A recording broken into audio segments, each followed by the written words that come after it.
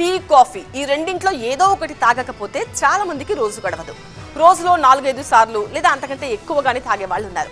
ఇక పిల్లలకైతే ఆరోగ్యానికి మంచిదని చెప్పి పాలు ఇవ్వడం వెరీ కామన్.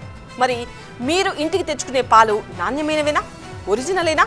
ఎందుకంటే తెల్లనివన్నీ పాలు కావన్నది ఎంత నిజమో మీరు ఇంటికి తెచ్చుకునే మిల్క్ అసలు పాలే కావు అంటోంది లేటెస్ట్ రిపోర్ట్.